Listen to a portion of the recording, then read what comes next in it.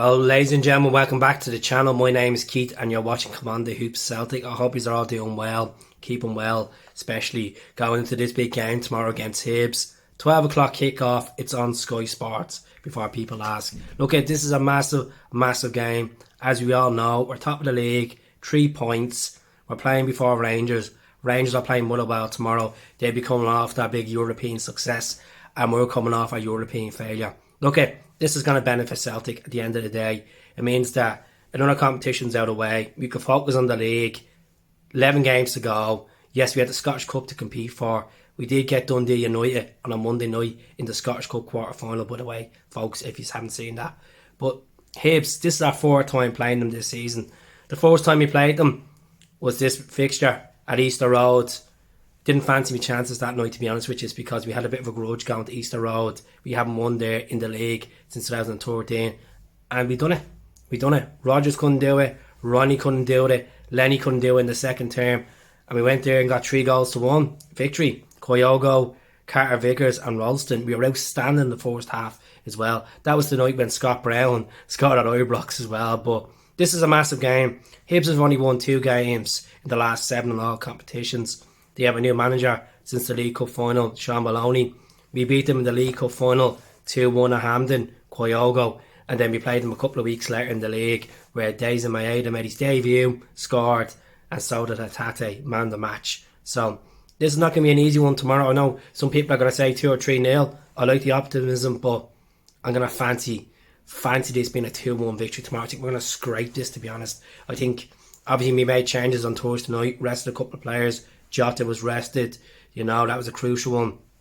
Callum did come on, Abada did come on, but Carter Vickers was rested as well, so the legs will be fresh for some players out there. My starting lineup will be Hart and goal. What I want to say about Joe Hart, a few people have addressed this on the channel.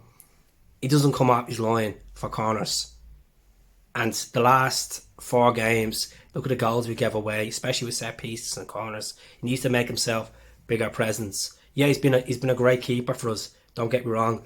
Most clean sheets in the league, he's been cracking. Some crucial saves he pulled off the other night. But at the end of the day, we need to address this because these are the type of goals that we gave away last season and you can see it creeping back in. So that's a video I will talk about on the channel this week about Joe Hart and his set piece. His set piece weaknesses, you could say. But that's something we want to work on.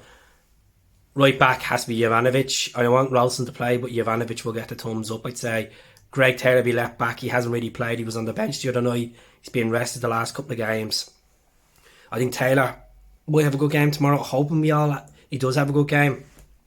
But he'll be playing left back instead of... you could play Jovanovic left back or Scales. Scales had a decent game the other night, but I think he's going to go with Greg Taylor with this one.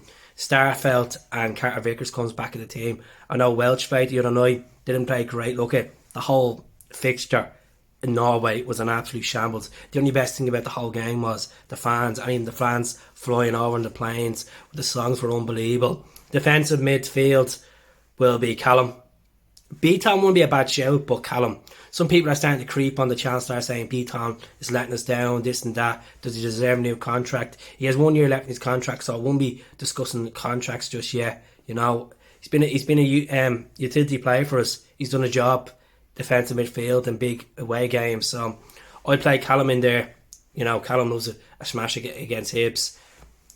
It's going to be O'Reilly and Atate. Atate for pace. O'Reilly just needs to get his head together. The last time he played in the capital, he had a storm of a game in his debut against Hearts. So right wing, take James Forrest out from the other night. Look at James Forrest has lost it. He's lost the pace. He's just lost that extra yard of pace, unfortunately. And every Celtic fan is saying it, and I'm saying it myself.